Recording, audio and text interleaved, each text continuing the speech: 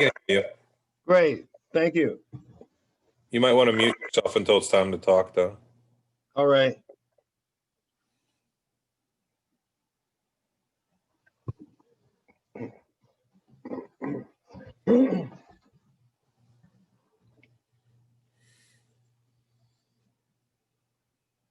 Okay, we're live with everything and recording, and I just made the webinar live too. So we can start with borough property if you want to go ahead with that. Is that okay with everybody? No, nobody has any problem with that. Manager's update is the biggest part of most of these because I have the capital improvements plan items on here. Let me start though with two other items first. If you remember last month, Tom announced that we had surplus computer equipment we wanted to get rid of.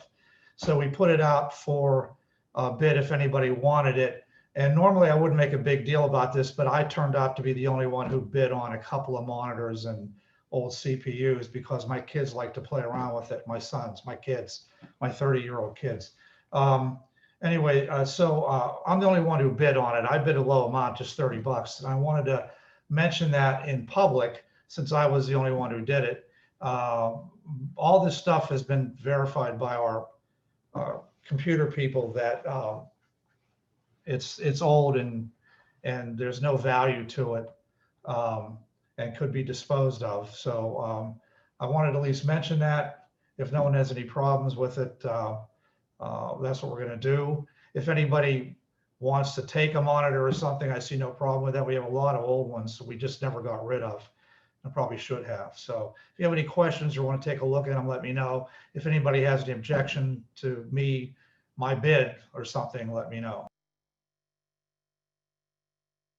Okay, item B then, cameras, but these could both be on public safety. I wasn't sure exactly where to put them. So Marcus may want to weigh in or the chief may want to weigh in. I don't know. But the first one, when we moved up to Greensburg Pike, we lost cameras down at the garage.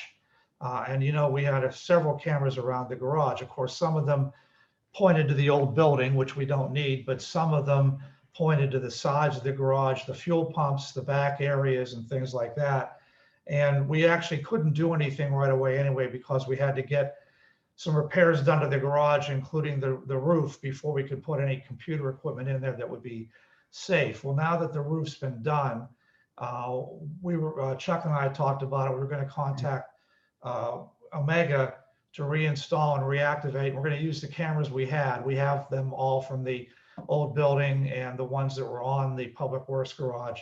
We also like to move some of them back toward the back part of the area there where the newer garage is, have a better look at that. And of course the salt bin and things like that. And it should record, et cetera, like it did before.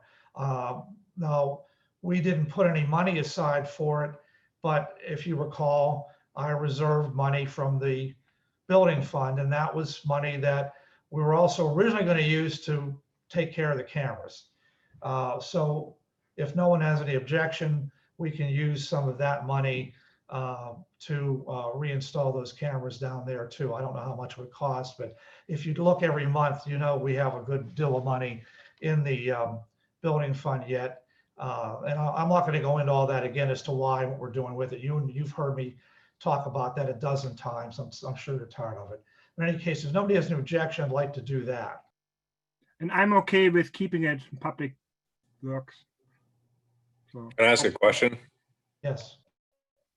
Why are we, not that I have anything, not that I'm opposed to Omega, but why wouldn't we ask BSA, who currently does the cameras at our borough building, to? Well, it might come to that, but the equipment that we had before that we want to reuse was the equipment we bought through them, Omega. So we thought that would end up being cheaper in the long run. I mean, Chuck and I are going to talk about it, and if it doesn't make sense, we won't. But we did save all that old equipment. That's mainly the reason. Maybe we can, I mean, I'm thinking of maybe I'm overthinking it, but just to consolidate our invoicing from one security provider, maybe they can utilize those cameras? I don't want to belabor it. Just see who maybe has the better option in terms of All right. pricing. We'll talk to Chuck. Just my thoughts. Okay. About that. Anybody else have any comments on that first camera issue? Yeah. No, I was gonna say that sounds good. So if you want to check with both, Steve, kind of like Frank said, just see where we're at with Okay. better prices, new equipment, whatever it might be, whatever's the better for us. We'll go with that probably. Okay. The second camera issue has to do with the Forest Hills Westinghouse Lodge. And this has come up before, and this one probably could be more under public safety because, as you may remember, the police had to go over there a couple of times in the last month because there were a couple of loud parties and parties that exceeded COVID restrictions. Of course, we don't have anybody that staffs that. We never did. We have somebody who cleans up, who checks periodically, and Cindy, of course, who handles the rentals and all that, but nobody who's actually there during a party. And this is one of the things that's been on our list for some time. I know Mr. Tomasic has talked about it a few times too. And the mayor has asked about getting cameras at a number of different places in the borough. So I thought one thing we could use the cameras for is, of course, to also monitor people during the COVID time, as well as, of course, just for general safety purposes. We could put them not only around the building and inside the building, but also parking lot area too. And we could maybe even put a camera on our municipal building shining over that way. I don't know, but right now Omega handles security there. So that would be another thing we need to check on as to whether or not we want to continue to use them, whether they can do that or not, or what have you. But Chuck and I are again looking at that too. Wanted to see if you folks had any comments about this. And by the way, I also put both these under public safety just in case you wanted to carry the discussion into that. No, sorry, Frank. You're muted still, Frank. Hello? All right. I apologize. I was talking on mute, so my apologies for that. So two things, Steve, and I guess Tom, since you chair the committee. So one, I mean, I agree that we've been talking about having cameras up there. I think they're long overdue. The other concern I have, though, it seems like we've had a couple of incidences in a row now. I'm not sure if it's just bad luck or what have you, but I think what I'd like to do is maybe spend some time. It doesn't have to necessarily be on this committee, but I think we need to kind of screen who we're renting the facility out to a little more carefully, right? There's no reason why we should have had to, paid our public works employees to come in and clean up after a party because it was that much of a mess. And then there was also from what I understood from the police report, they were advised that they were allowed to play music that was loud up until like midnight, which there's no way that any of our rental agreements should have said that in any way. So again, a lot of that's hearsay. I don't want to necessarily fix that problem today, but we should revisit that at some point and talk about what is unacceptable in terms of what we're running, who we're running to and what we agree to as part of that. One of the things we had said years ago, and this got put down, was that, two things. First, that we should only rent to residents, and the resident should be the one who is filling out the application and responsible. And two, whoever does fill out the application has to be on site. This was, I don't know, a dozen years ago probably. And everybody said, well, no, because it's a thing that's popular with a lot of people. We're renting to others, some who maybe have an association with Forest Hills and some who don't, but they like it. So we never did that, but that was one of the solutions we had thought about back then. I don't know if that's something you want to reconsider. Yeah, just a little bit of context on that, though. If you recall, we were also heavily marketing the facility to for corporate events, etc. So it would have kind of hamstrung our ability to do that, right? But I mean, either way, I don't want to belabor the point or spend too much time, but I think it's just something that we need to go back and revisit because, in my opinion, both of those incidences were maybe avoidable. But again, I don't think we're going to solve it now, but we just need to revisit and look at that policy again. unless, you know, and if I'm wrong, then that's fine. Tell me I'm wrong. I'm just offering my thoughts on it. That's all. No, I don't think so at all. Bill? Yes, I've been promoting cameras ever since I've been on the council. So we're going back, 14, 15 years. I think that we sort of have a plan in place, but we don't have a complete plan. So we started off, we had the municipal building and the garage down below. We put some cameras in the park. We have cameras up here. I really believe that this situation with these parties, we need to have a good set of cameras that are there so that we can, for example, pick out cars, possibly read license plates, whatever the case is. We really do have to do a better job at monitoring what's going on over here. Okay, we also talked about cameras down at the pool. I'm getting complaints about the cardboard, the paper, and that kind of stuff down there. We were waiting until we have an upgrade before we're going to go in there, but we should have a comprehensive plan that includes a budget associated with putting these cameras up and determining what types of cameras we need to have in these locations. Like I said, if you have a party over here, it's supposed to have 60 people and there's 100 cars in the lot, we have a problem in terms of how that is constructed in order to say, well, all right, only the people that are coming here should have access to the parking. And we are working on that as well, my understanding. So, you know, then we can issue tickets if we have an ordinance in place, which, did we put that in yet? Or are we still working on that ordinance? The ordinance Steve Corbell's working on, but we did place signs. So what we can do then is we can ticket people who don't belong there. And I think that's one of the ways that we can control that lodge. All right, so those are my ideas from years and years ago. And I think we should be going down that road in order to make sure that these places are secure and that we can use technology to enforce our code and our ordinances. I know Steve Corbell's going to report on that ordinance at committee of the whole next week. And by the way, when I get to capital improvements plan, you'll see that cameras are in there, assuming they get funded. So we'll talk about that in a minute, though. No, that's all I was going to say, Steve. You're going to get to that. I don't think anybody has any issues with cameras. We can certainly make that a priority this year, no matter what. So, well, I mean, Chuck and I quotes. I'm sorry, Tom. No, I was going to say, yeah. You know, if you start getting more information, potential quotes, things like that, and we'll make a decision. You know, from that. Chuck and I talked also about talking with Cindy to see, you know, what we need to do to fine tune everything over there. I know he's concerned about not having to have the police come over and end up with an incident or something. So we will do that. And I mentioned that to Cindy already, that we need to sit down and talk, but that it was going to be on tonight's meeting. Just I was going to mention, I'm assuming nobody has any objection to that. So we're going to do that unless you do. Oh, no. The only other thing, Steve, I think just keep in contact with her. With all the county's restrictions still currently, or I guess the state's restrictions still, even outdoors there, I'm not sure. They just released new guidelines today. I had to look at them again, or yesterday, what was it? But probably the max they can even have, no matter what we can have, there's probably 50 people, even if it's outside, no matter what.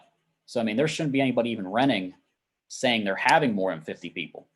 You know, if somebody says they're having a party for 100 people still, you know, you can't, at least until things change. That might be another reason why we've had so many issues there this summer is people can't go anywhere else. They're renting the lodge and they're saying there are 50 people and 200 people are showing up because they can't do anything else.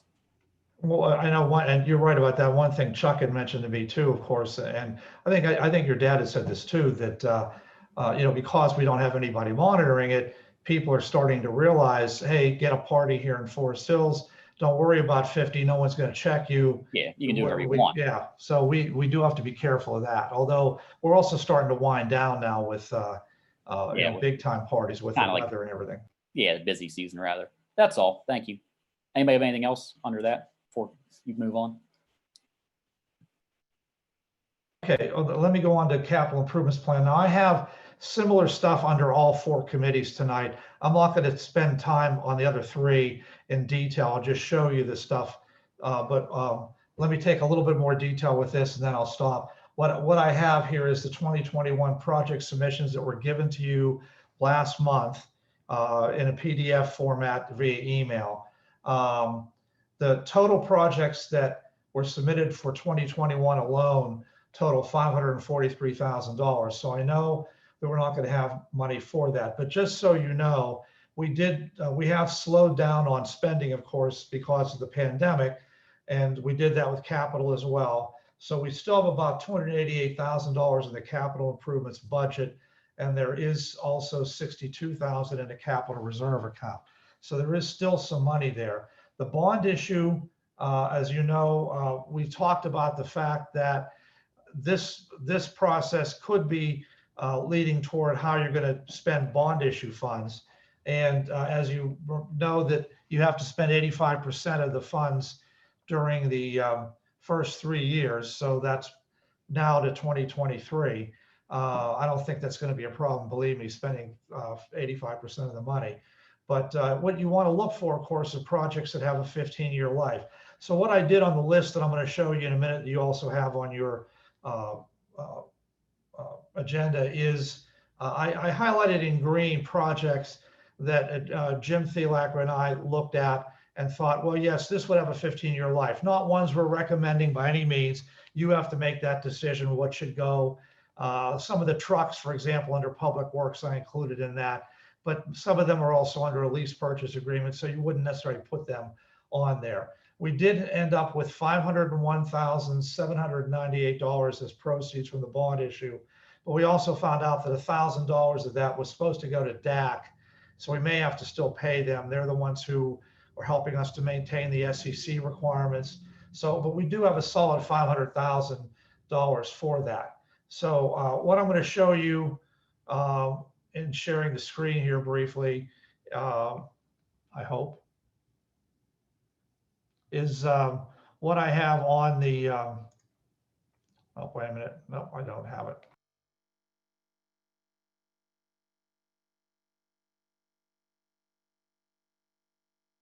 Yeah, what I have on the agenda for this project. These are the projects that were building maintenance related. And again, like I mentioned, the green are all ones that could consider 15-year life or more. I don't really have a whole lot of comments on that. I added some comments down below. We have a borough building general maintenance line item that I'm keeping there, but we're still using funds reserved for that from the building fund, as well as other things related to buildings. We did start a solar panel thing about 2 years ago for that. That again is a separate fund, but it's money that council can take out if you don't like it. But we decided to do.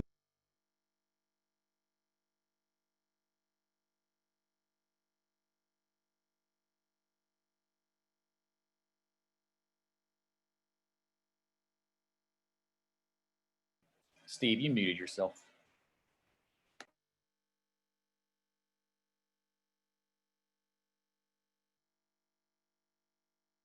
Can you hear me? Yeah, near you now. Now okay. we can hear you. You've been muted. I'm sorry. I've been Yeah, muted you all had this muted time? yourself.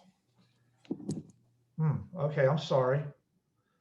So you didn't hear any of the stuff I said about this. Okay. You can look at this stuff. We lost about 30 seconds. Okay. I don't need to go over all this. You know what this is. These are all the things that were submitted to you. You have to make a decision on what you want to refer to the finance committee. And I have some notes here about. I have a quick question. The rear parking lot, is that the Westinghouse lot?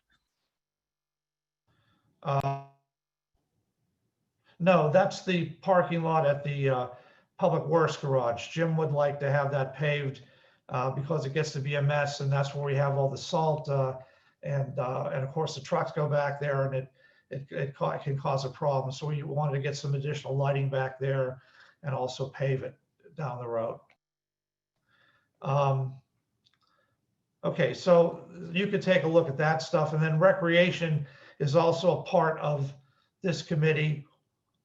And I have a number of items here that are all part of this committee. These are, again, the things that were already submitted to you.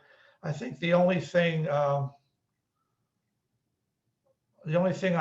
mentioned last year I carried over this year was note that there's no funds for assorted park maintenance projects. A lot of park maintenance comes out of the general fund.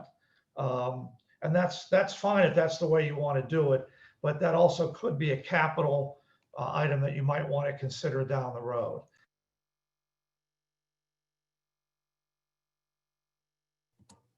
Hey, Steve, I have a quick question on the budget. Had we ever funded for the pickleball courts at Cook? I remember Dave came up with some estimates for us. Did we ever put that in? No, we didn't. Did we ever get any actual estimates, Frank? Because I was going to talk about that too. Yeah, I know there's even more. I think Dave had come up with some nominal, it was a nominal investment. I want to say less than $5 or $6 grand. Am I remembering that correctly, Dave? Sorry to put you on the spot. I don't remember off the top of my head how much the estimate was for the pickleball, but I'm pretty sure we did one at some point. I could. Yeah, but I want to say it was a very nominal investment. It was like basically repainting the lines, right? I think so, yes. Sorry, anyways, if it's not too late to maybe add that to I'm not sure if that would go into the CapEx budget or general fund. It's like I said, I think the amount of the enhancement to the existing courts would probably drive which fund it comes out of. It would depend, I guess, on, I mean, you can always put something like that into capital. The basic definition we use is something that's $5,000 or more in value and has a life of 5 years or more. I assume whatever we would do with a pickleball court would have a long life. I don't know if 5,000 is realistic, but it certainly wouldn't hurt to stick it in here. If Dave, if you can give me some specifications or whatever, I can do a form. I'll get you a cost estimate. Yeah, that sounds good, Steve. I was going to say, or even if you think it's better off in the general budget, at the very least, you get with Dave and get a better number and make sure with a capital or general, we have it in there for next year's budget. We can kind of get that done before, next year. I know in the past, we've talked about a couple of different things with that. Are we looking at one of three things come to mind, either doing that up at the tennis courts, doing that at the main park instead of one of the basketball courts, or doing it over at Cook at the end of Atlantic?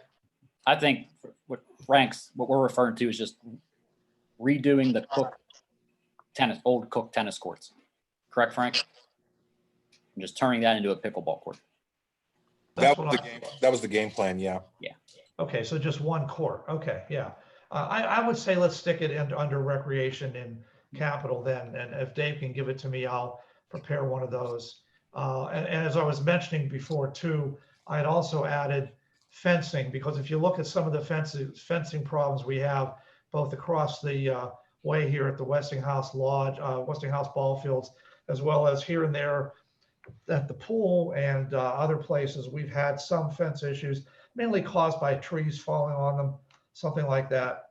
So I added that as a new item, and I had intended to send that out to you all today, and I think I forgot to do that. So I can certainly add that in a future email. Maybe I'll try to remember to send it out with next week's stuff, just so you can have it. But I think that should be included in there. And sorry, I just muted myself. I did include it in the list you see in front of you.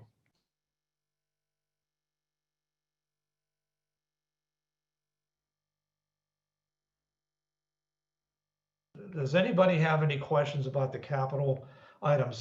This committee again needs to take a look at them and decide what you want to recommend to finance. You need to recommend it by the November meeting at the latest.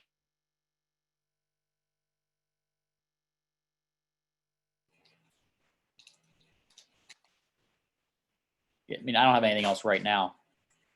I'm sorry, I forgot to mention bird sanctuary is included. I think I sent that out to you. I don't remember, but technically, because I considered that infrastructure at one time, I stuck it with infrastructure under Public Works. It might be better suited to this committee. I don't know, but when we get to Public Works, you'll see it on there.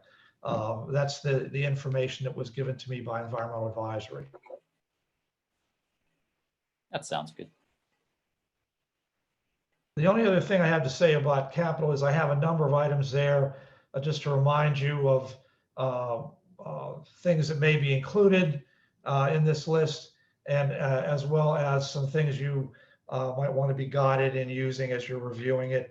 I'll put this list on the agenda again next month, but what you need to do is kind of see if you want to recommend it as is, or if you want to make changes, any other additions besides pickleball. If you want to move things from one year to another, et cetera, or let finance committee do that for you. That's certainly fine if you just want to recommend projects. So that's all I have to say though about the capital, and that's all I have to say for Andrews if you don't have any questions for me. Nothing right now. All right. Okay. That's all then, Steve, I think. I'm sorry, do you have anything else not on the budget, Steve? You're good? Okay. The rec board, their meeting was last night. I got in a little bit late, but they didn't really have anything with everything kind of winding down. Already talking about the pool season. They didn't really have anything else to talk about. A couple questions about trick or treat and things like that. So that was all there. Then Dave, your report. Thank you.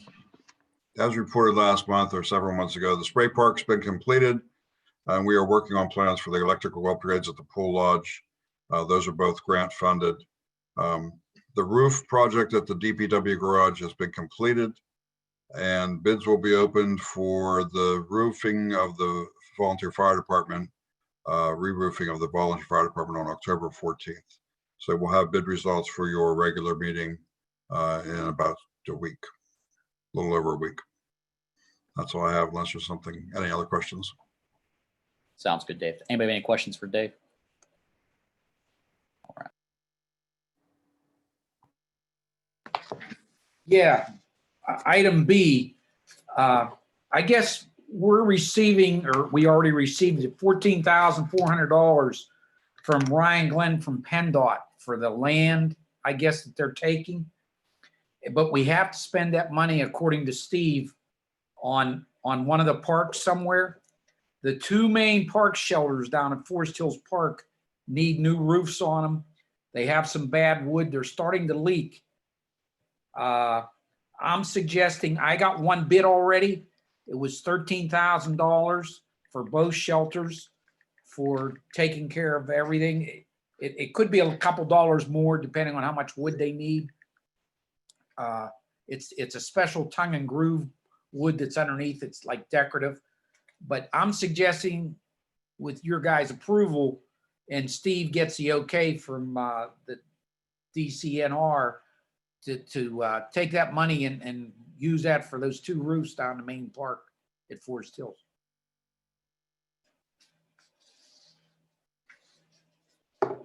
I agree with that suggestion. I can contact I haven't done that yet because I didn't want to contact them if council wasn't interested in that as a use. So if you are, I will contact them. You let me know. It seems like a logical application of the funds. It's about the right scale of money, and it certainly needs to be done. I mean, you know, it's starting to get wasp nests in them and everything down there because they're rotting out underneath. Yeah, no, that's his recommendation. It sounds good to me, Steve. If you want to check and make sure we can do that, and then we'll go from there. Yeah, I'll do that. I'll try to have it at least for for November's meeting, if not, well, probably November's meeting, because I won't get an answer right away, I'm sure. Yeah, sounds good.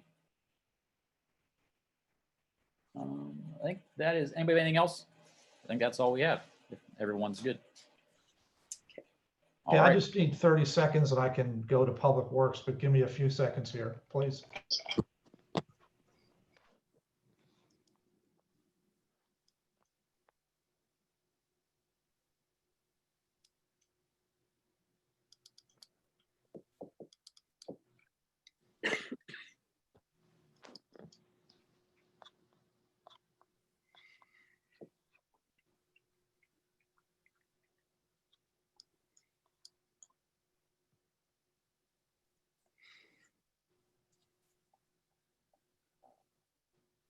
Okay, I'm good, Mr. Gorel, if you're okay. I'm ready when you are.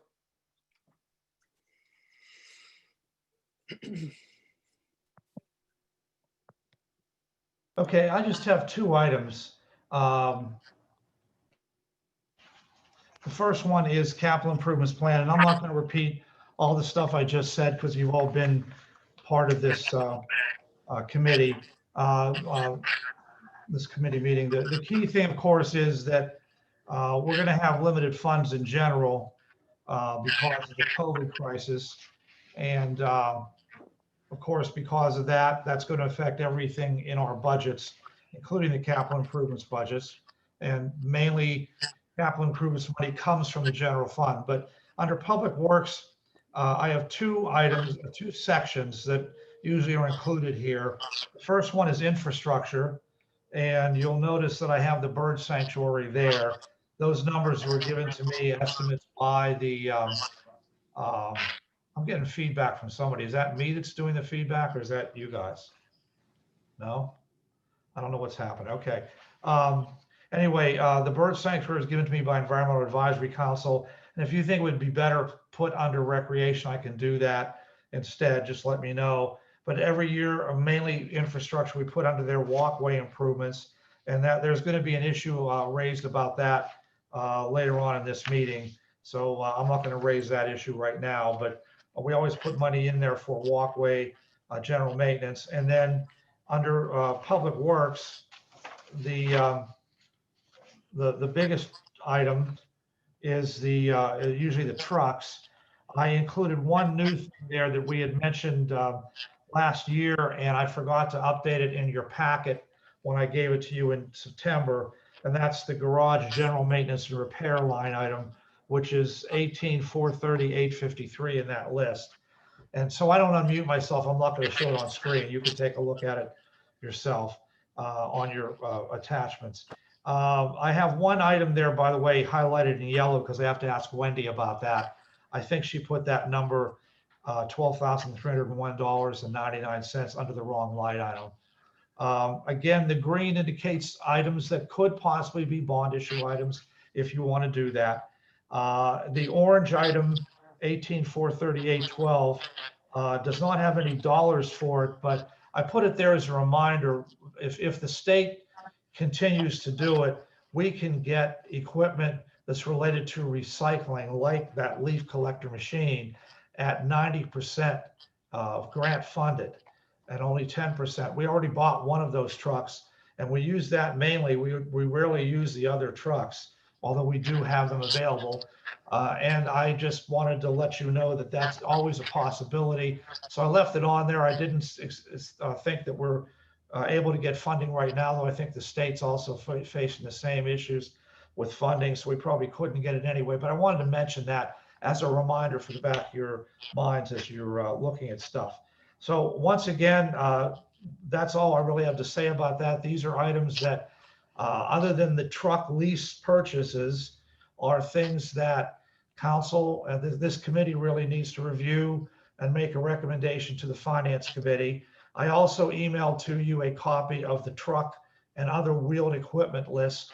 That was part of the email I sent out to you too. And that's also reflected in the chart that's on page 2 there. But if you want a little bit more detail, it's on that separate spreadsheet that I emailed to you as well.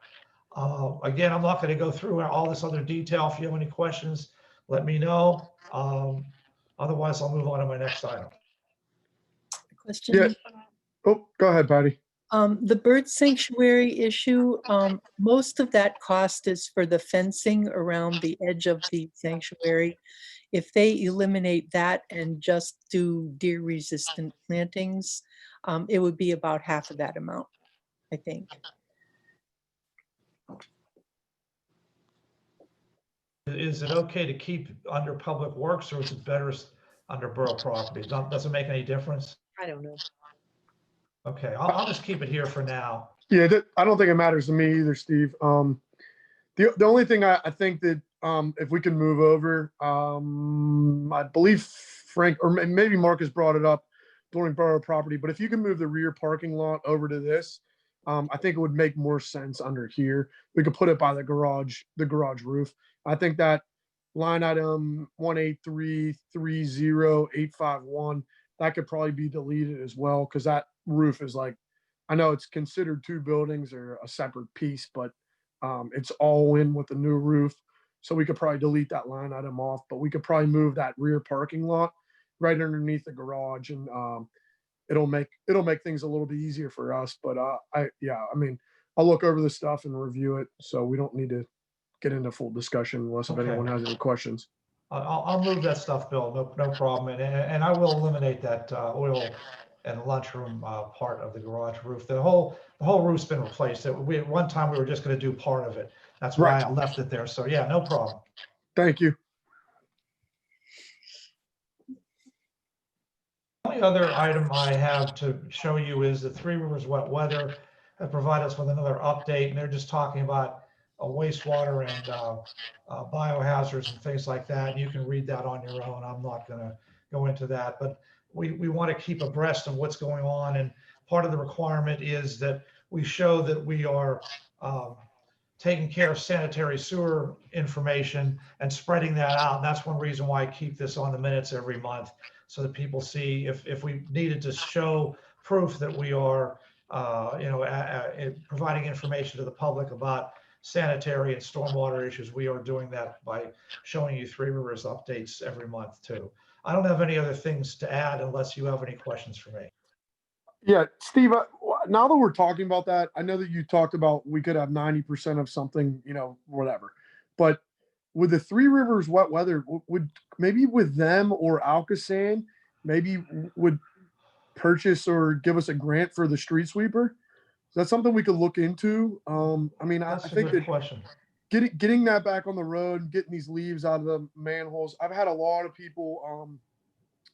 I mean, it's obviously been a weird season. I mean, we went from freezing cold to extremely hot, and we went from really hot to now back to cold again. So I think that the climate and everything else has played a part in the leaves falling a little earlier, maybe, or whatever. I don't know. Well, okay. Anyhow, the people concerned about the sword grates for winter and all that kind of stuff. So I think that looking back into a street sweeper and getting a street sweeper back on and getting back onto a committed street sweeper plan, whatever we have to do, I think that would be a good idea. Now, if we can get a grant or some other funding, I think that would be, great too. Jay Costa, Alcosan, Three Rivers Wet Weather. I don't know, wherever we can go, whatever we could pull from. I think that would be something that we should explore in the near future. Well, Bill, you're right. That is a requirement we have under stormwater management. So let me ask Dave and Jim something. Dave, do you happen to know, is that something that GROW program from Alcosan might fund, or is that other stuff? I don't believe that the GROW Fund would fund that, because the GROW Fund is geared toward projects that reduce combined sewers flow. You have to show before and after flows in a certain sewer, and show that you have reduced combined sewer flows during rain events. So that would not qualify under GROW. Okay, well, let me ask Jimmy. Jimmy, didn't you tell me we originally got the street sweeper from a grant from somewhere? We got, I think it was 40% grant, Steve, through the recycling people. Okay, so that's possible then. What Bill's saying, if they have funding, is possible. Yeah, I got it. I thought I heard something a few years ago where they've cut out street sweeping, but we should check and see. Yeah, okay, we'll take a look at that. Bill. They might cut out street sweeping, but they might have funding that affects encouraging composting. So if it was collecting material that would then go into a compost, I think that's still being funded, but I'm not sure if it's through DCNR or if it's through PRC via DCNR. I can look into that if you want. Sure, yeah, and then we'll look into the, I think if not mistaken, it's called a 902 grant or 904, one of the two. We'll look into that. That's the same place we got the leaf equipment from. Can I? I'd just like to add very quickly concerning that street sweeping, that generally speaking, we've had a lot of trouble with those machines. They're very expensive. And I don't believe that you have to actually dispose of anything that you sweep up with that sweeper in a certain way due to the fact that it contains carcinogens, things like cigarette butts, etc. Dave, I think we talked about this when Steve Karras was here quite some time ago about disposing of that kind of stuff. So we can't, let's make sure that we're not, going to do something or go after something that's going to be a violation of what we have to do regarding that particular type of material.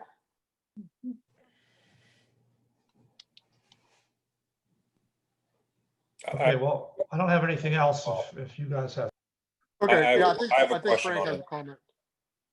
I have a couple questions actually. So, to maintain that status, do we actually have to own the street sweeper, or do we just have to have a street sweeping program in place?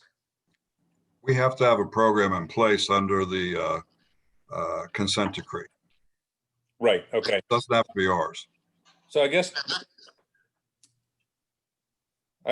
here's my question, and I'm not sure if this is something that council would entertain or not, but just my thought on it, right? Which is, if we need to have something in place, would it be better for us to just lease that piece of equipment as needed or contract that service out? Because I think if we did it once a quarter, where they're just regularly scheduled runs, and I don't know that what I don't understand is the math. So I don't know if the service of that is prohibitive as compared to making the outright purchase and being, So I guess that's where I'm kind of, in my mind, that's kind of maybe another option to consider. So for that, I like looking into that option as well, Frank. Yeah. Steve, do you have a connection with the Edgewood Borough manager? Maybe I would like to. I mean, they do it like regularly. I mean, they have it posted, they ticket, they sweep, and it's like every other Wednesday or whatever it is. But I mean, it's like a regular basis. So maybe we need to ask them: are they losing money? What is the newer machines better than the older machines? Now they could have changed some things and made it simpler. I don't know. I don't know anything about it, but maybe that manager could give us some heads up, or maybe Jimmy could talk to the Edgewood Borough Public Works head. I don't know. Yeah, Jim and I'll talk and we'll check that out. Okay, thank you. Frank, did you have something else? I know you said you might have had a few things. No, I don't think so. Yeah, just I'd be again.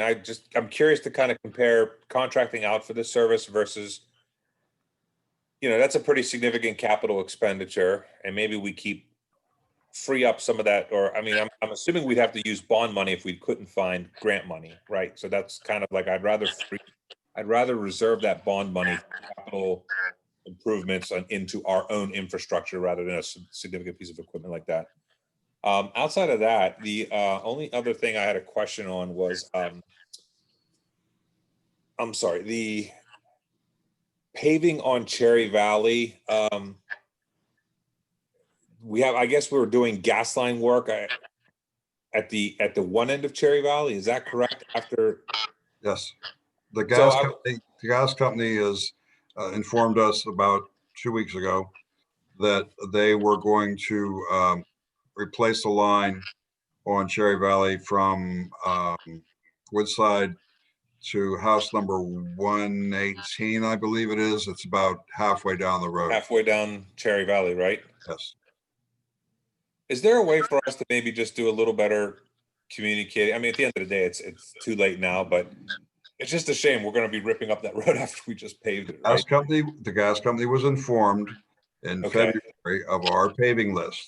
Right. The only reason that this came up now is that in the course, and the water company, of course, took us up on that, and they replaced the water main. In the course of the water main being replaced, it was discovered every time they would dig in a certain area, they would gas. There were a number of gas leaks that were found. When they dug them up, they found that the pipe was quite pitted and it needed replacement. The gas company had no idea until the water main was replaced and there was digging in the area that they had a problem there. That's why they're doing this at the last minute. And there was no way to get them on schedule a little faster, I guess. No, they didn't tell us until, they didn't tell us until 2 weeks ago, maybe 3 weeks ago at the most, that they had intended to do this work. All right. Yeah. I mean, I I'm hopeful that they restore the street back to the level it was, like, because They're required to. I know they're required to, but I guess just let's make sure that we have the people there to do that, because those guys waited long enough to get that road paved, and it's just a shame that we have to go back in there and tear it back up. My concern Frank. is that they're finding gas leaks along that pipe all the way up. Right. And all the way down on the other side in Glasgow. It's often the case that you smell gas walking around there. I walk there all the time, and I think they need to do it sooner than later. And I Oh, think no. I don't think I'm not disputing that. I wish it would have No, been like, I I wish just the think gas they- company would have got their act together faster is all. Frank, Sorry, Jim, you were going this to is say. Jeff. All right. I just want to let you know that I'm on Fieldcrest, and I think a year and a half after the borough redid our entire street, the gas company came in and dug it all up, and they did a very good job repairing. great. You couldn't tell it was not just as it was before they damaged it. Okay, cool. I mean, that's my only. They did a very good job with it. I'm sorry, Jim, you were going to say something. That's all right. Yeah, from what I understand, I just got a phone call yesterday, and I don't think the gas company's gonna put the gas line in right now there. Oh, okay. That's correct. I got a call this morning. They may be deferring that for a period of time. I don't know how long. All right. I'm sorry to hijack your committee, Bill. I just was. No. It's just, it's funny. They're finding numerous leaks, but they're just going to delay it. But whatever.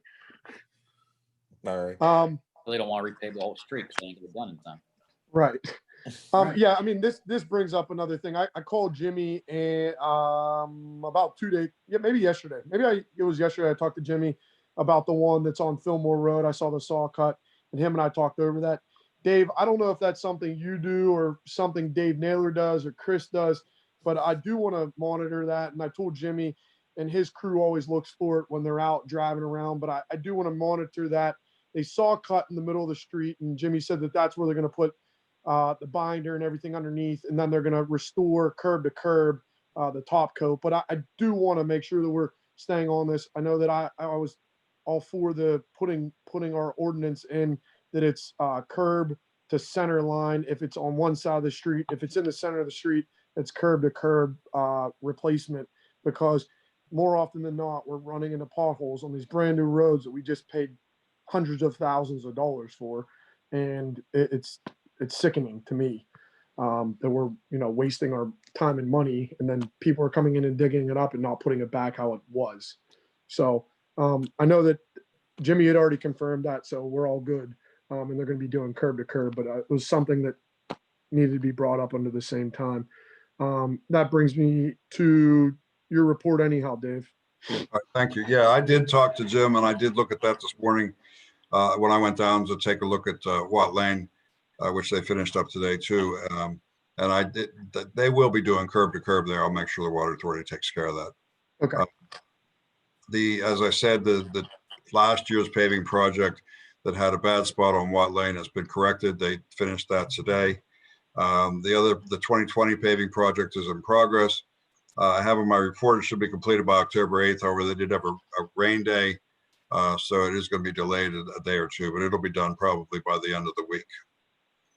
And the only other thing I have is that, as you are aware, we received a PA Small Water and Sewer grant for $150,000 for a project converting the pond behind the Avenue B Park and Ride lot into a stormwater retention pond with sediment retention to comply with our MS4 permit. The total cost of that project is $238,000. So the borough will be responsible for $88,000. The project does not have to be completed until March 22 per the MS4 permit. However, the grant has to be spent within 2 years. We did receive the grant. The borough did receive the grant paper, the grant agreements recently this week, I believe, with instructions on how to get the grant money once the work's done. So and I believe Mr. Ziskow from my office did include the $88,000 in his recommendation for the sewer fund budget for next year. So time, it would be advisable that the borough would authorize Glen Engineering to start the design on this project so that we can get a bid during the winter and start it in the spring and get the grant money spent in an expeditious manner. And then the money will be in your sewer fund for next year to pay your local share. Is there any problem with anyone on council with us starting the design at this time? I would say start the design and advertise for bids this winter, or very at the latest, very early next spring, so we can get that project completed in 2021. Yeah. Do you want a motion on the next, the business meeting then, Bill? Yes. With Dave? Oh, Bill- I'm Bill and sorry. Dave. That's okay, Bill I and Dave. look for one, yes. So okay, well, both of you, because Bill's chair. Okay, so I'll put a motion on there, Bill, okay? Yeah, no one has any questions or comments about that, correct? Okay. Dave, you're all good then? I'm good. That was all I had. Thank you. All right, Jimmy, you're up. The only thing I have is I got my list of jobs for October coming up, and we'll be getting ready to start picking leaves here towards the end of the month. And we're going to be sealing some roads with hot tar. We're going to rent that machine, and we're trying to do some curb painting, both for us and Shelf on over there. That's it. Anybody have any questions? Jimmy, I think we briefly talked about this last year. I don't think it was during a meeting. I think it was just off topic, but have we ever looked into purchasing one of those tar machines? I know some people say, they wish we did it in the spring and the fall. So I don't know if we've ever gotten any prices. I know that you brought that pamphlet in for that hot box. I don't know if that same company maybe made a trailer pull behind tar machine. And I don't know what our rental cost is off the top of my head either. Steve may know it better than me, but maybe looking into purchasing one of those, because I feel like a machine like that probably would last a decent amount of time as long as it's maintained and stored properly. Well, it would, but we pay I think it's about $1,700 a week for the machine. But a new machine like that, I think, runs about $50,000. Oh, okay. Never mind then. So If it's 50,000, it's going to take a lot of years. Yeah. Yeah. Never mind. And the nice thing about renting something like that is we usually get a new machine almost or only a year old every time we rent it. So yeah. Okay. Yeah, not a problem. I just figured I'd ask. Okay. That's it for me. Okay. 3 we've discussed in the past. It's not really an issue. 4, walkway complaint. This was an email that was sent by Marcus to myself this week. So Marcus, if you want to talk about it, I think it was one of your neighbors maybe, or someone you know. No, someone I know, and she lives right next to that walkway. And apparently there used to be a handrail. There is still a handrail, but it has now gaps. I guess one post got lost, and there's particularly some steps. And she works from at home, and she saw like a couple of people falling at those little steps. I sent you a picture. So I think we need to fix that handrail. The steps are I checked it out. The steps and the walkway is in a decent shape. And then the second thing, which I think is maybe a legal issue, we used to have salt box on the top and on the bottom. And that walkway is really important for Woodland Hills High School. When they get back, everyone knows high school kids, teenagers, even if there's a sign in winter, do not use, they use it anyway because it cuts Woodside Road really nicely. So I wonder if we legally can have a salt box and a little bucket and just say, use at your own risk, but you can use the salt. I'm not sure if you can do that. So I think it's really easier to fix than the salt box. Yeah, I think that Steve, maybe if we could put that on for committee of the whole next week to ask Corbo about. But as far as the railing goes, I know that I looked at the budget tonight. There's $5,000 set aside for this year. I know we're running out of time, Jimmy, but is there any way that we could patch that handrail up or Band-Aid something for this winter. And then I would like to review all of our walkways, all the borough-owned walkways, and steps and cement and all that next year in the early time so that we can move the money accordingly and address some of those major issues. I know that a lot of our walkways and steps and handrails are in deteriorating condition. And with people working from home, staying home, it's been brought up numerous times already. So I think that next spring will be a good time to review all that. Patty In has my her hand mind, up. we should have a similar system like we have for our roads. Some walkways are more important than others, like Ardmore or whatever. Fillmore Road is more important than Forest Hills Road. I think that particular walkway should have a higher priority because it's really like a heavily used shortcut by high school students. And I just note, we did receive the WalkWorks grant for $20,000 for a comprehensive plan of our active transportation corridors, which include the crazy steps, the sidewalks, the pedestrian areas of the business district in particular. And we will be issuing an RFP for that. It will pay for a consultant to do a proper plan for this kind of thing and put a comprehensive assessment together for the town. And we would have all of that report in time for this budget cycle next year to put it into, an orderly way of implementing all of the requirements. Emergency patching, obviously, we need to take care of for safety reasons, but there is on the horizon a really good, properly done plan for our active walkways, our pedestrian access areas and trails. Thank you, Patty.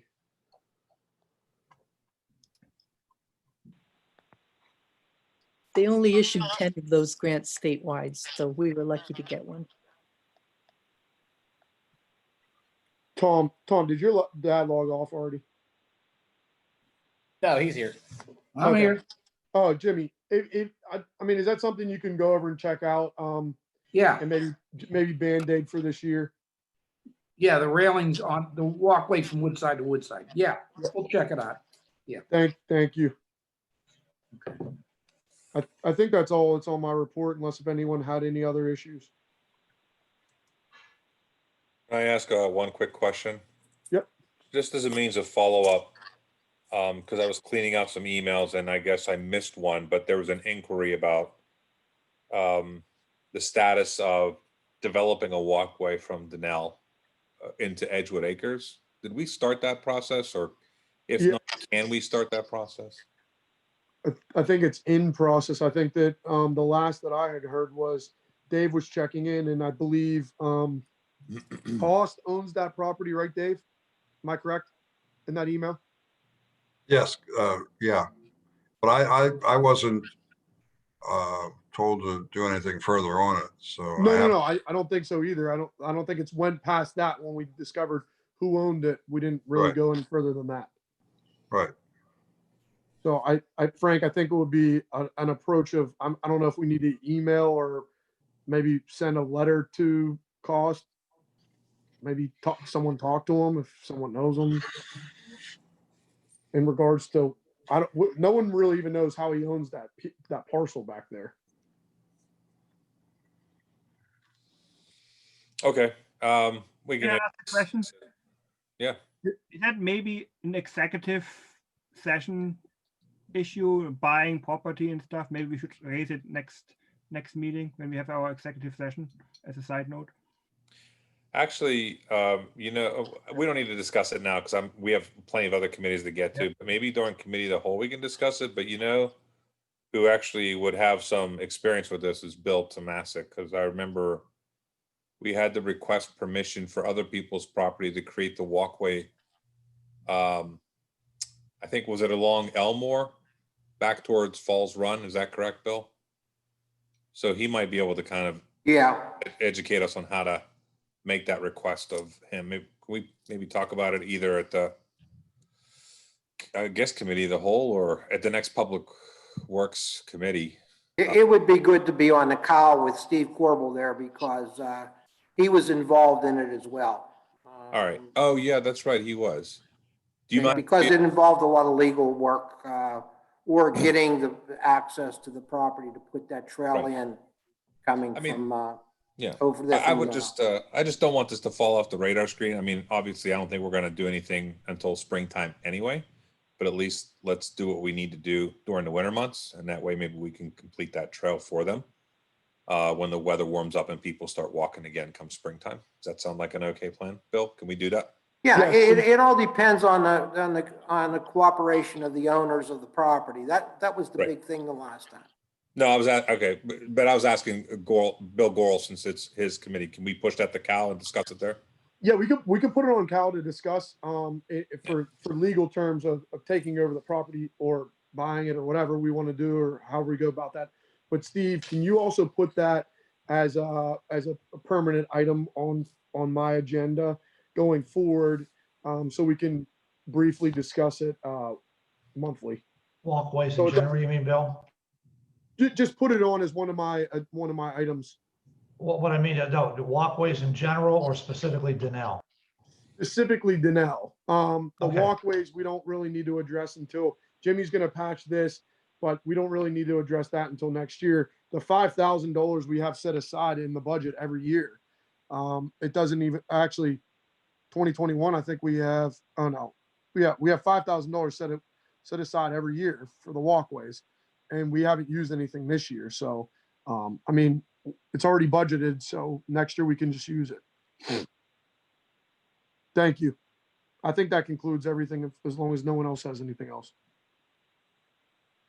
Okay, I just need a few seconds to get to ops and policy. If you hold on for a few seconds, please. Good night, everyone. Hey, Dave. Yeah.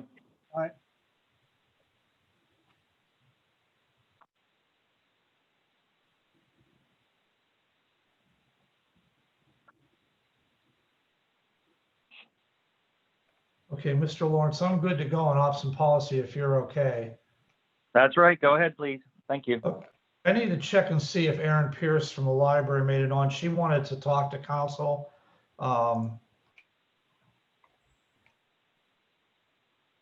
He was on. Yeah, she's there. I'm gonna allow her to talk. Erin, you're on. Go ahead. Hi, good evening, everybody. Hi, Erin. So it has just been a while since I touched base with anyone from the Forest Hills Council. And I just, obviously everything has changed a lot in pandemic times. And I just kind of wanted to take a minute and show up, let you know a little bit about what we're doing at the library, and just be here and be a presence in case you had any questions for me about how things are operating at the library or what we could or should be doing. As you probably know, our Forest Hills Library location is not open to the public to come into, but we have been doing curbside delivery there since about the middle of June. And it has taken a while for our patrons to find out that we are open again and to find us again. Or possibly it's just taken a while for people to feel more comfortable leaving their homes again. But we are doing darn near the full amount of circulation that we were doing prior to closing. We're at about 80% of the circulation that we were doing before, which is just really, really gratifying, right? Obviously, we're not looking to open to the public until the borough building is open to the public. We do have our Edgewood location open to the public, and we have had zero difficulties or problems with patrons, and people have been very, very happy about being able to come in and use our public access computers. So that's nice for the residents of the Forest Hills too. We still have the main library that is open that they could come visit here if they needed to use public access computers. We also have added rather significantly to our Chromebook and hotspot collection, so that we have more options for people to be able to work at home since they're not able to come in and use the public access computers at the library. We've been regularly doing kind of grab and go kits for the families of young kids that have been really popular. We did a story stroll in 3 of our municipal parks. One of them was in the Forest Hills Park. The social media feedback on that was fantastic. we've been changing them out every 2 weeks, and people have been super happy about all of the changes. We get a giant shout out on social media every time that happens. And we also dipped our toes into in-person programming again. We've had a really, really full slate of virtual programming, but we dipped our toes into in-person programming this fall and did some outside story times. We were lucky enough to be able to host one of them at the Westinghouse Lodge, and one of them, so a weekly story time at the Westinghouse Lodge, and then there was another weekly story time that was at Lions Park in Wilkinsburg, which was also real close. We saw Forest Hills people showing up both of those places. I think our children's librarians did a fantastic job of double teaming it so that they were able to assure social distancing. They got mics. They checked out copies of the books for all the families before they came so that you didn't have to be close enough to see the pictures. It was extraordinarily well planned out and worked out beautifully. So we were real pleased with how that all went. And it was oh so nice to be able to see the actual faces of children again. It's certainly why we're all here, right? But yeah, so we are still holding a no in-person programming policy at our facility in Edgewood. We will probably continue to explore outside programming options as the weather permits. And we've really kind of ramped up our partnership with the school district during this time.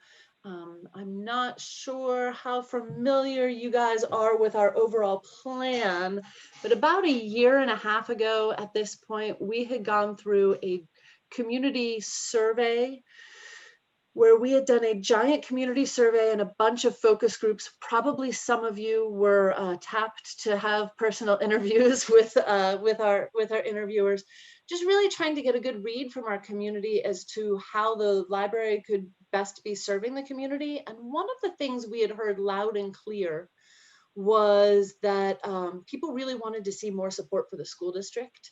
So our library has sort of entered into a 3-pronged formalized effort to provide better services to the school district. One of those prongs is that we are hiring a full-time staff member to do outreach that is funded through the Grable Foundation for the next 3 years. It was supposed to start this coming year, and we decided to push it off a year until school is no longer virtual. It's hard to do outreach to a virtual school. But the second prong of that is that we are working with the school district to be able to do a massive library card registration for all of the schools in the school district, for all of the students in the school district, so that every student will automatically have access to a library card as they're registered for school. So we're working real closely with them on that. You know, hopefully we have the details of that worked out and have it up and running in the next, our timeline says January or February of 2021 that'll be in place. I don't know. I really just wanted to show up and see if you guys had any questions for me or suggestions for me about how the library could be better serving the needs of the Forest Hills folks in the particular circumstances we find ourselves in now. Anyone on council have any remarks or questions? I don't have any questions. I wanted to thank you, Aaron, for coming and giving us that update, and glad to hear we're going well, especially with all the difficulties you're facing. I appreciate your collaboration with the school. I was especially concerned to find how many of our students don't have internet access. So having library access is particularly important for many of those kids. Thank you so much for your work. Thank you. Okay. All right. Thanks for coming in, or not coming in, showing up and Thanks, giving us an update. Thanks a lot. Thanks, Aaron.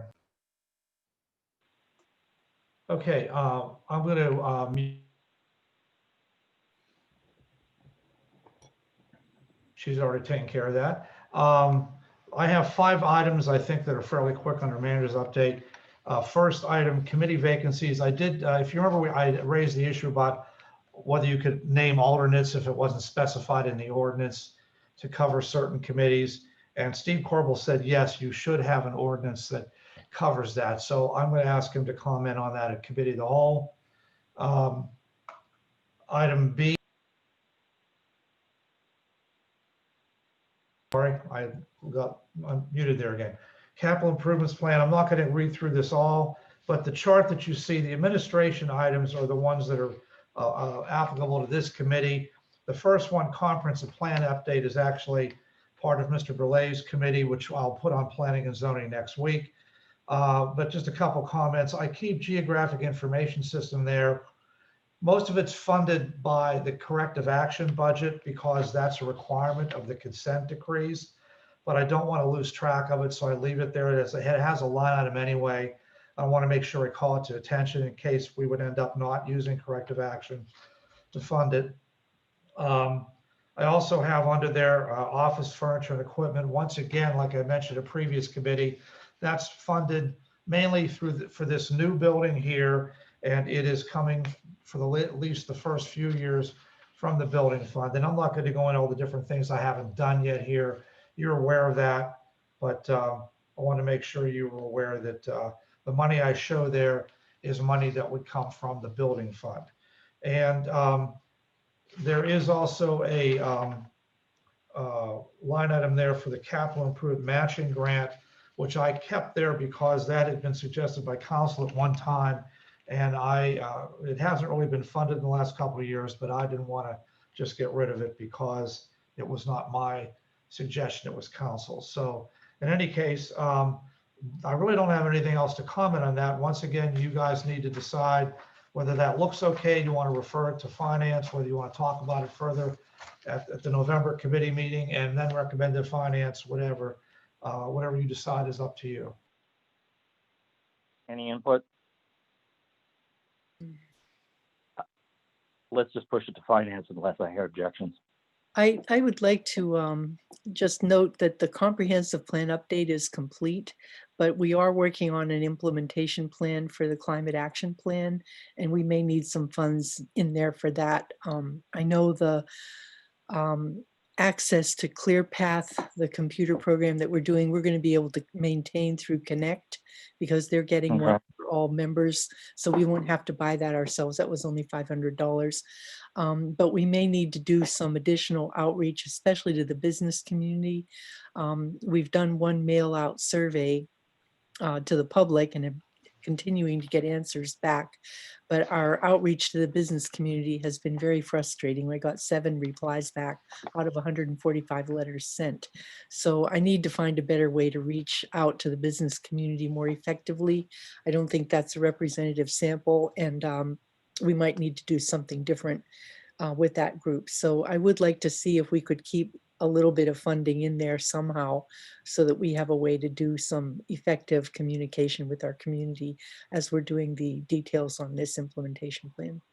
I should mention we kept the comprehensive plan stuff in the budget because technically that's a requirement. It's supposed to be a living document that you periodically update, review, have the planning commission deal with or work on or what have you. So that's the reason for it. Any other questions about the capital? And Jack, you said move it to finance as is. The only question is perhaps that small amount of money Patty's talking about. Yeah, I think we should. Okay, that's fine. Then I will not include that on the agenda next month since we've already decided that. Okay. Item C is end of year reminders. May I step in here for a moment? Yeah. On item C, the first question that's going to come up there is in October, the Citizenship Award nominee.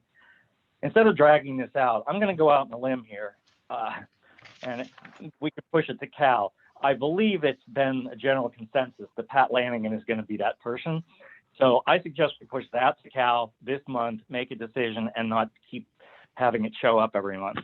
Yeah, well, that's I have that on there, Jack. It's at the end of the item C. Yeah.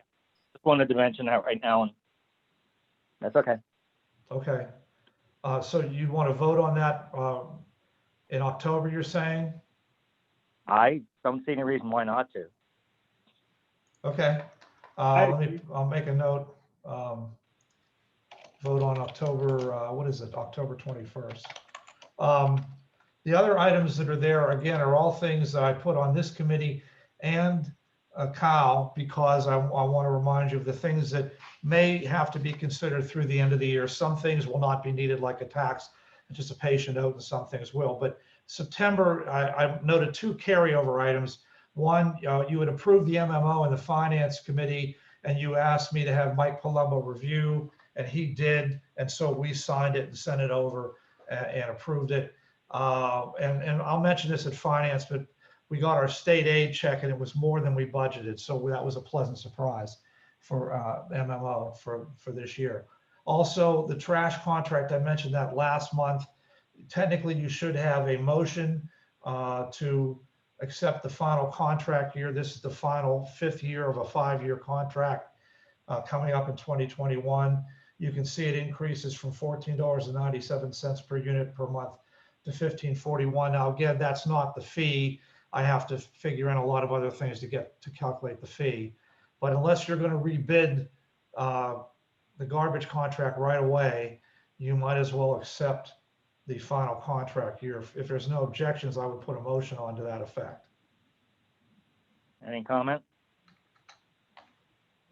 I would encourage us to move it on, not to rebid it. Okay. So I'll put that on as a vote for the 21st. Item D, and I put the Citizenship Award for vote on there too on my notes. Item D, I had been asked to update a policy. We had a policy from a few years ago, and I just sent it out to you today because it had been reviewed by the solicitor. It's for building code and zoning officers, procedure and policy. We had the policy you got in the email this afternoon essentially is the same policy we've had for years, except that what I did was divide it into 3 parts: 1 for building inspector, 1 for code enforcement, and 1 for zoning officer, because we have 3 separate individuals doing that. And this is a policy that council had approved once before, and then we updated it back about, I want to say 2013 or 14, and now we're updating it again. So it really is pretty much the same thing. It expands it. It also includes in there a few more things like a little bit more patrol hours. And I'd like to run this past building inspection underwriters before you approve it, if you don't have any objection, only because I'd like to get an idea of any additional costs we would have if they are going to be spending more time patrolling. Dawn, of course, does patrol, but it follows certain procedures that should be part of their overall procedures for getting compliance on code or zoning or what have you. This is, like I said, nothing new, but we never had, I don't think we ever had, this is the first year I think we've had 3 separate individuals doing the 3 jobs. So take a look at it. What I'd like to do, again, without objection, have BIU look at it, have you look at it and make comment at the November meeting if you have any, and then I could have you guys approve it at November. I'm going to share it, of course, with the code, building and zoning guys, and tell them, in effect, they should be following this anyway right now, but I still want to have it approved by council so it can be an official policy. So without objection, is that okay? Take a look at it during the next month. I'll let BIU look at it. I'll give it to the guys to look at, and then you guys would approve it at that meeting. No objection to that? Okay. No, not from me. Anyone?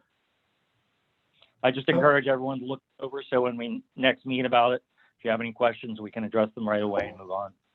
Okay, good. The last item I have is a question about the October 21st council meeting. My notes said that what you had wanted to do, because you want to have a exec session after that meeting, was with Mike Palumbo on labor negotiations, is to have the meeting via Zoom, and then you guys would come here to this building and have your exec session with Mike Palumbo. I'm not sure if that's final because I've heard other comments from other people, but you had suggested doing it by Zoom, so we weren't actually opening the building to the public. You were reluctant to do that, but then you could come up here following that after a few minutes when it was over and have your exec session. Is that what everybody understands? Because that's what my notes say. I just want to make sure I'm not incorrect. I believe that's what we agreed on. Okay. Yes. So that's Yeah, good. I Okay. believe. Yes, I believe everyone was supposed to contact you, and we didn't hear much else. So yeah, let's go ahead. And also, I think someone pointed out if we do it that way, we don't have to worry about restricting the number of people to attend the council, citizens who attend the council meeting. So it's actually better for them to do it this Okay. way. Okay, good. That's what I'll do. I'll have a Zoom meeting set up and I'll advertise it as Zoom on their website as we usually do. That's all I have unless you have some other issue for me. No, sir. I just want to clarify that everybody understands that after the meeting at their location, wherever it is, that they're then going to come up here and we're going to have the executive session with at least Mike Palumbo to discuss the police negotiations and possibly other items. Okay. Yep. Thank you. Okay.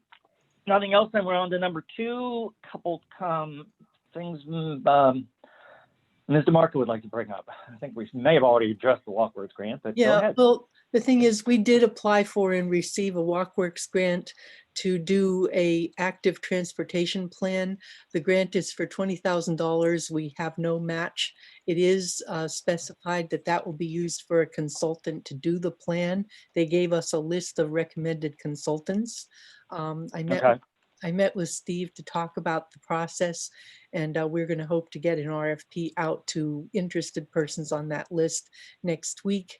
And that will give us a chance to retain a consultant before the end of the year. And then they will have until August of next year to complete the plan.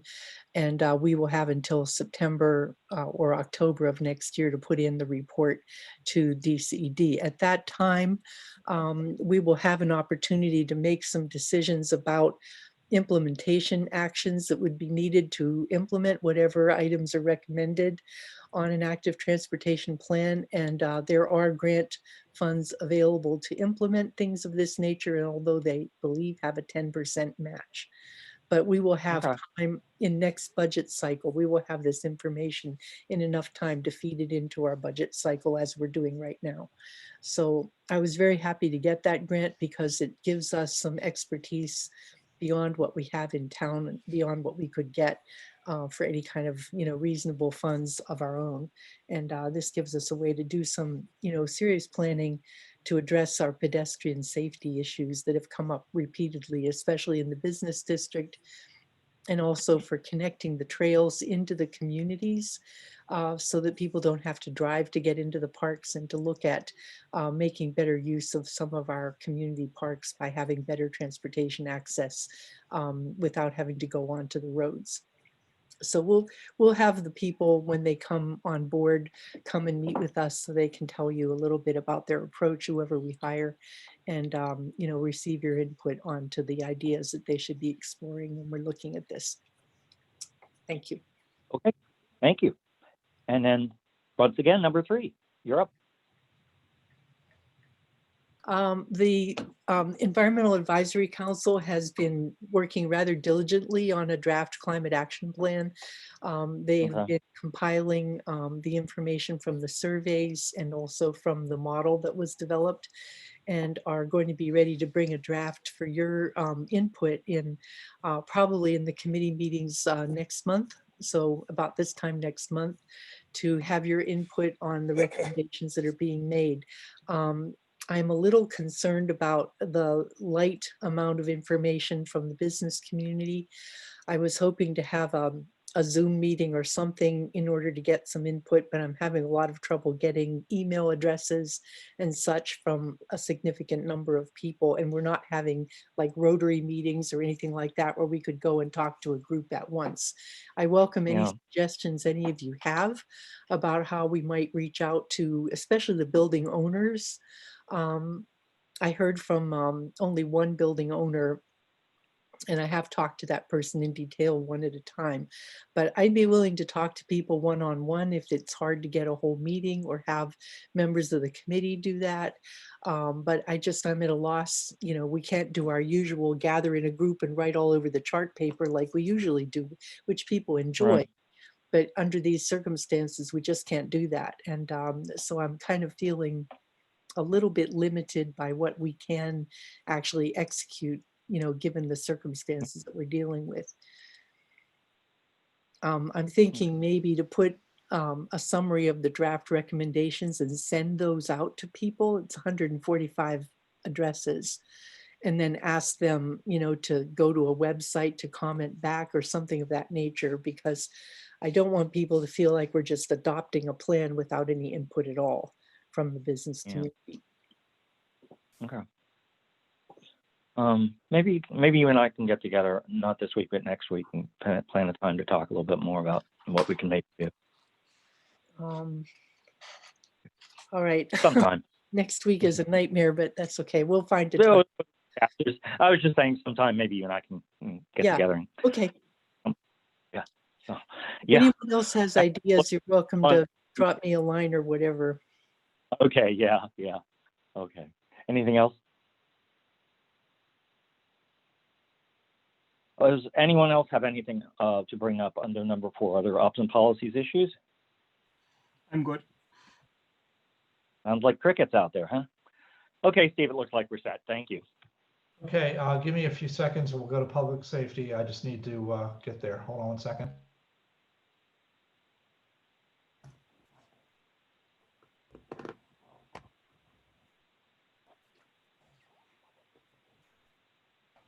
Okay, I'm good to go. Mr. Oberdinger, if you're okay. Yeah, I'm all good. Okay, I actually had several things on here, but the only thing that needs talked about is the first one, capital improvements plan. We've already discussed the other stuff. And you see, You're mute again. yeah, I'm sorry, yeah. You see in front, it's because I'm going between two screens, I keep forgetting. Anyway, you see in front of you the stuff that was submitted for this committee from fire department and police. And once again, I highlighted in green potential things that you could consider as a bond issue project if you wanted to. That's again up to you.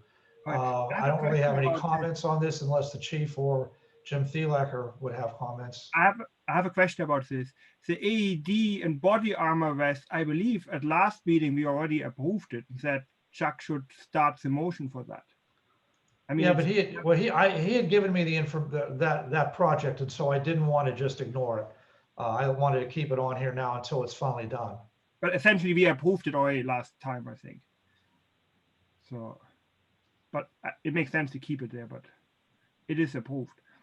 I mean, there are other things that, this is typical, Marcus, there are other things that I'll have that may get finished before the end of the year that I have on all of these, and then I remove them if they do get finished. If not, the money carries over. Okay. Just so you know, Steve, I've already placed the order for that. It should be here in the next 2 to 3 weeks. Okay, well then what I would do is I would show it as 2020 actual spending, and I would eliminate the 2021 number. Yeah, that makes much more sense to me. Yeah. Rather than Well, having once it comes in, I always like to make sure that the stuff comes in and we have it and all that. I don't want that. That's why I don't lose track of it. Okay, thank you. I don't have anything else to comment on unless you have a question for me. Again, this is stuff that you need to review and recommend at your November meeting at the latest to Finance Committee in whatever format you want to do that. Sounds good. That's all I have then. I mean, B, cameras we already covered. Right. Chief report. Chuck, your turn. Okay, first off, I know that Thomas is aware of this, but something has come up with the fire department where they're actually getting a grant to purchase radios. And we and the police department may be able to piggyback on that grant and receive a substantial discount for the purchases that we need to make in the next few years as far as radios for the vehicles and walkie-talkies for the officers to carry. So Thomas, I don't know if you've heard any more about that. I know there's something coming up about that very soon. Yeah, we're getting our order together between all the fire departments and ambulance services that were involved in that. And I think I'll have Rick get in contact with you. I think this week they have another meeting to kind of iron down exactly exact prices for things and kind of getting people's orders together. So I'll get in contact with you, but we're moving pretty quickly in getting that together. But I mean, the general gist is because we're ordering so much equipment, the grant we got award for was over $1 million. It got knocked down to 970,000, something like that. So for the amount of equipment we're ordering, we're getting such a good price on it that, I mean, it's kind of dumb to not be involved right now, because you might spend twice as much money next year. And, so I think it's something we should probably make sure we can make happen for you. And can you correct me if I'm wrong? I think we have to change them out sooner rather than later, because the frequency will fall off or will be changed, or isn't that like something that they We change? had to do that the last time. I don't think we're going to have a problem with that this time. That was a bandwidth issue, I think, last time. But again, it's just the equipment's probably right now. I think our equipment's about 10 or 11 years old. Okay. So we can replace it in the next year or two. So either way, we either replace it at twice as much, or we have the opportunity in this case to jump on it and piggyback this grant money that otherwise may not be available in the future. So in essence, if we want to try to save some money, this is our opportunity to do that on equipment that we know we'll have to purchase within the next year or two. I agree. All right. I think back to you. I think you have more in your report, huh? I do. I was going to mention also that, it is a substantial amount of money, but again, if you're going to save half of it, I think that, you probably want to consider that. Again, this message or this meeting that's coming up will probably give us a better idea of what the pricing is going to be for what we are looking for. And I know, again, we would probably, if given the opportunity, want to get involved in this if we can. No, I totally agree. Do you have like a ballpark estimate, like how much? Are we talking about $10,000 or? No, we're talking about probably somewhere in a range of $65,000 to $70,000. That's why I said it's a substantial amount. But had we had to do it in the next few years and didn't have this grant available, it would be probably twice that amount, which is pretty outrageous in my mind. Okay. I think we definitely have to look into it. Okay. I think also on my particular report, we were going to talk about what we're going to do for the garden club and the late bloomers on the Ardmore. I know they're going to be doing their final cleanup for the year along the medial.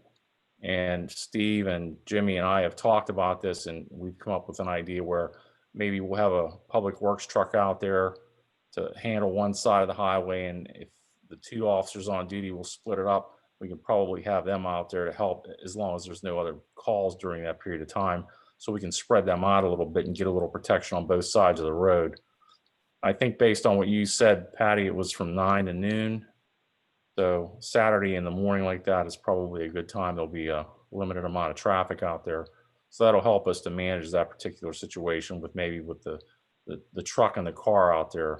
We could provide some additional safety to them for this, bigger undertaking. I think, did you also say there's possibly maybe 20 people out in this particular situation? Yeah, we typically get quite a few people because we go in a group from one place to the other and just do it all at once.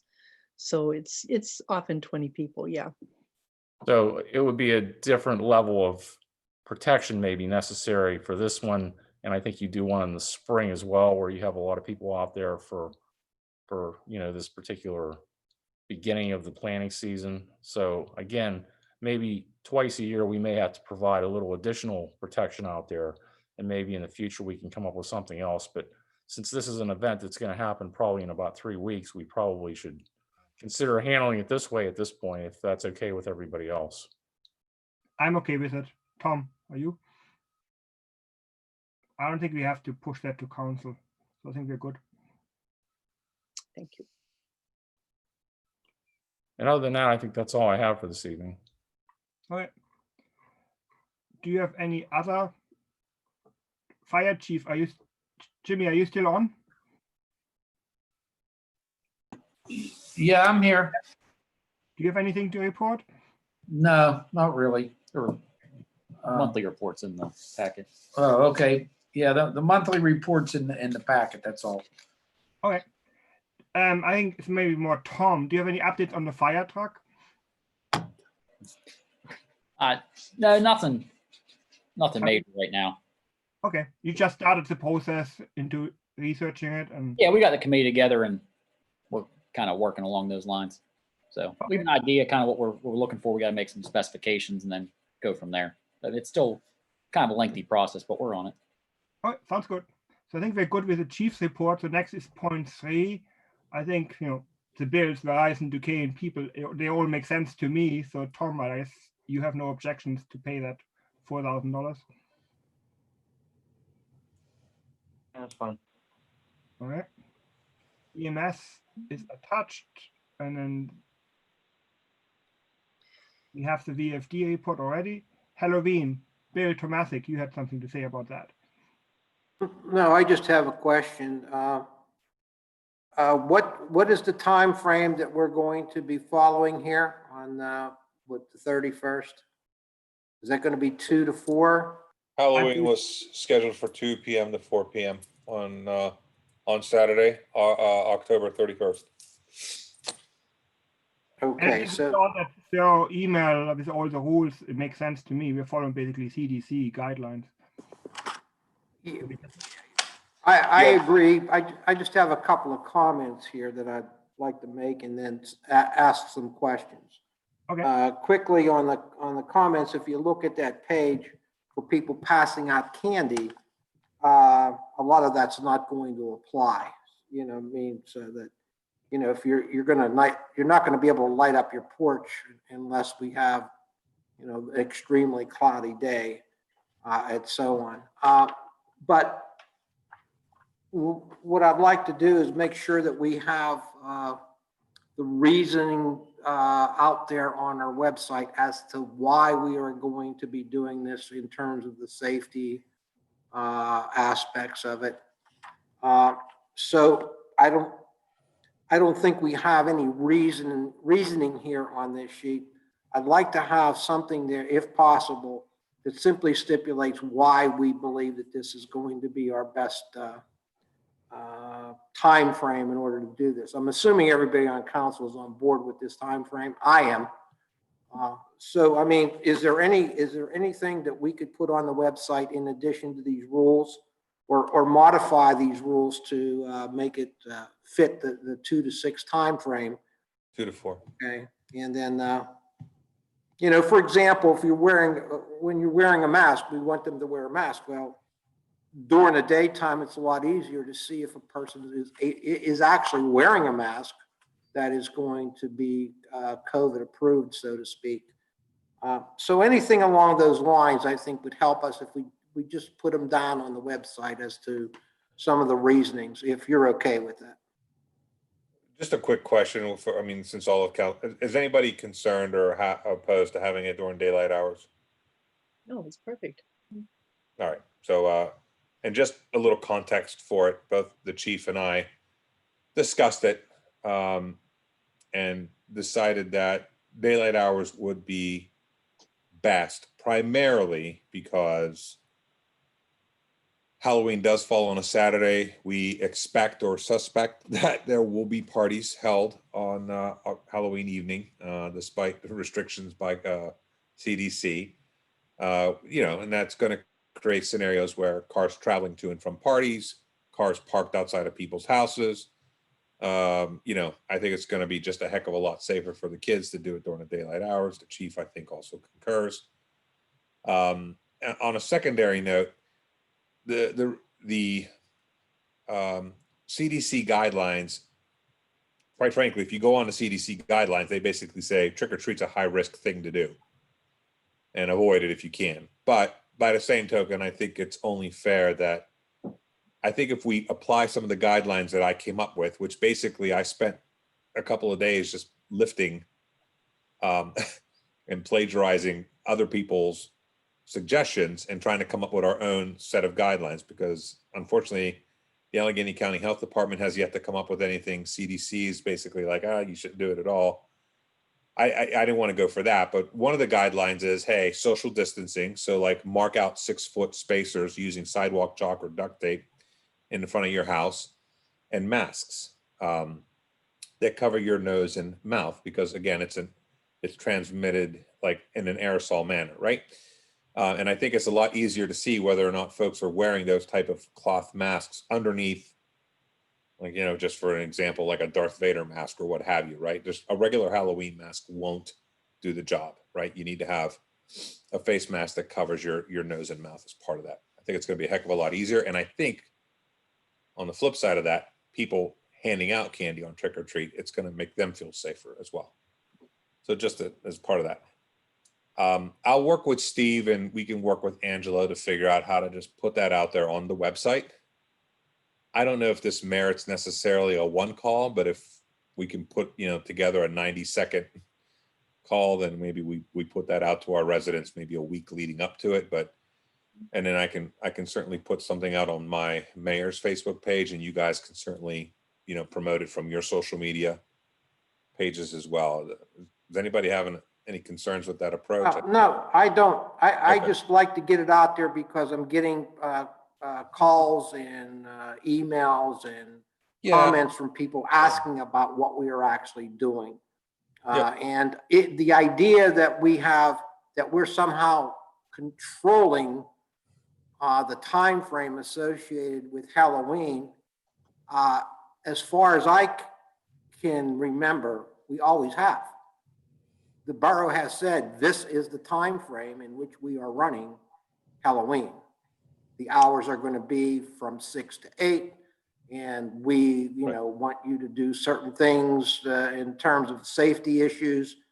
And you know, we have the whistle go off so everybody knows when that 8 o'clock time frame. So the idea that somehow we're imposing our will upon people when this is something we've been doing ever since I can remember. In terms of how the borough does it. As to whether or not people participate, that's up to them.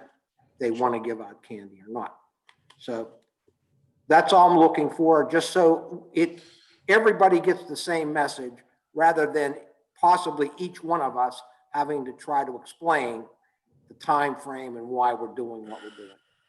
That's all I'm looking for. Thank you. Yeah, I like the detailed instructions. It makes all sense, the little baggies, all that stuff.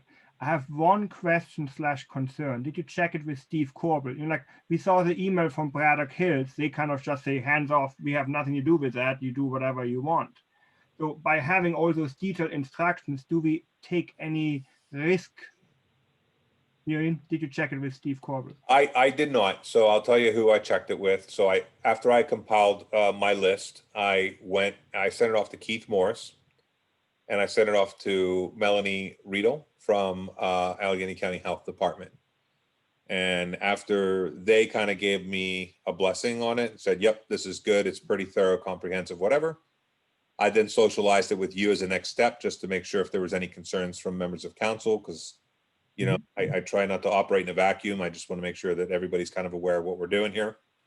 And then I guess the last step will be to just have Mr. Corbel review it. I don't anticipate there's going to be an issue, right? I don't think so. We talked about when we had these waivers for the pool. To some degree, it's hard to prove. Okay, because my kid went to Forest Hills Halloween for COVID, how can you prove that? But I think. Well, I mean, the idea that Mr. Corbel has to review it is kind of like that's a money decision. So if council's not opposed to it, we have a retainer anyway with him. So all right, then I'll send it along to him. Braddock Hills, they did like the, I think, black and white report. They said we have nothing to do with that, so they completely washed their hands, literally. Yeah, and I believe another municipality next door to us also just was. I think they're just not having Halloween. Yeah, if I read the email correctly, right? So I think you're right. I don't think Steve will have any issues, but just I think it's probably wise to double check. That's fine. I think most communities are still giving recommended times, though. They're saying, hey, do whatever you want, but if you want to do it, I'll do it between 4 and 6, you know? Right. Kind of. So we're along the same lines then. We're just kind of adding a little more, hey, be safe. Yeah, like I said, I spoke with Keith at length about this, and bottom line is it's an outdoor activity. And if people are willing to kind of manage the handing of, you know, managing it through baggies and handing, you know, and maybe doing the trick or treating, like handing out stuff outside instead of welcoming people into your house, I think it's going to be a heck of a lot safer. And I hate the idea of just like canceling Halloween, right? It's like kind of like the right. And I even think the traditional candy vendors, they're taking the same approach. They're selling their candy in little baggies already. So I think it makes sense. I saw Yeah. some ad somewhere. So we're already at the 6th, though. I wanted to get this out by no later than Friday of this week so that people have, 3 weeks or so to That's fine. plan for it, right? Yeah. Okay. Yeah, just to wrap it up, but I did want to support one thing that was brought up here. What you're doing is fantastic. Probably if you wanted to protect yourself legally, Steve Corbell's just going to throw in the noun recommendations, not requirements, and that would absolve us from problems. I think the idea, when you first started talking, Frank, you mentioned how you and the chief came to the decision to do a 4 to 2 as opposed to a 6 to 8 or whatever it is. And that might be, in a paragraph, really nice to put on the website because, a lot of people are going to say it's no fun, it's during the day. And they're going to come to us, well, why do that? And I think if you put it out there on the website, not just please follow these recommendations, but this is why we're doing it. And you brought up 2 good points. The being able to visually see that someone's behaving themselves, and the issue that because it's on a Saturday, there'll be an additional highway safety issue that wouldn't normally be there. I think it'd be really nice if you put that on the website. All right. Well, as long as council's okay with that, I'm happy to move forward with it. So the next step in the process then is to get Corbell to kind of review it. Once he gives us a thumbs up, I'll work with Mr. Morris and our webmaster to put everything out on the website. But the target is to have that done by end of this week. Sounds like a plan. Good deal. Thank you, everybody. Thank you. Does anyone else has anything for public safety? All right, I think we're good. So Steve, I think it's Okay, well, then that's it. I'm going to sign us off and we'll see you next Tuesday night. thank you, Sounds everyone. good. See you, everybody. Have a good night.